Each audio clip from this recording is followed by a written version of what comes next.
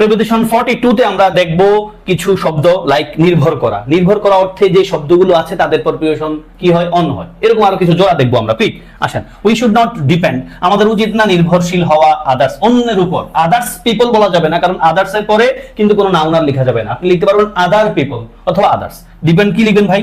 Depend on or আপন লিখবেন। আসেন আমরা উত্তর নিশে আপন লিখবো। আসেন এখানে যা আছে তাহলে আমরা লিখেছি আপন। তাহলে নির্ভর করা অর্থে যে শব্দগুলো আছে ভালো করে পড়ে ফেলেন। Act, bank, count, depend, hinge, rely, এই শব্দগুলোর অর্থ নির্ভর করা। এদের পরে প্রিপোজিশন কি হবে ভাই? অন অথবা আপন।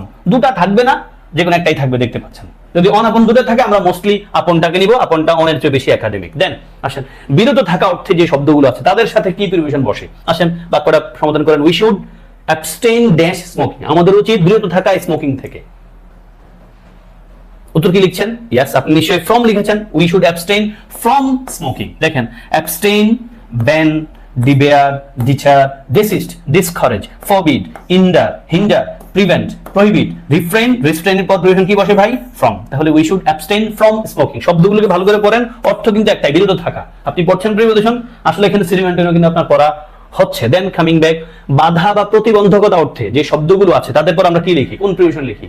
আসেন আনএমপ্লয়মেন্ট মানে কর্মহীনতা ইজ আ গ্রেট অবস্টেকল, একটা বড় বাধা ড্যাশ আওয়ার ন্যাশনাল ডেভেলপমেন্ট, আমাদের জাতীয় উন্নতিতে। আপনি নিশ্চয়ই প্রিপোজিশন কি লিখেছেন? Obstacle to. ইয়েস ভাই, টু।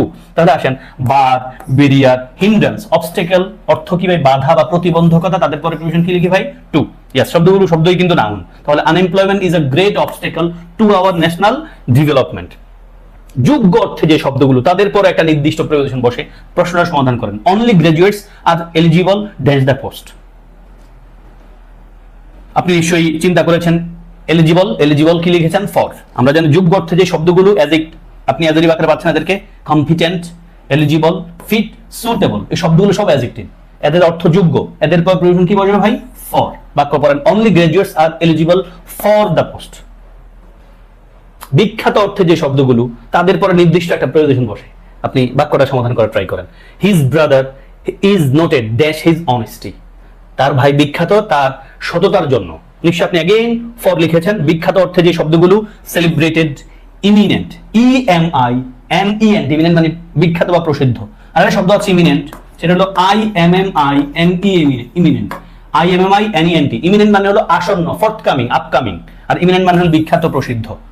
তাহলে celebrated for, eminent for, famous for, renowned for, prominent for, noted for, remarkable for, illustrious for এবং well known for. His brother is noted for his honesty.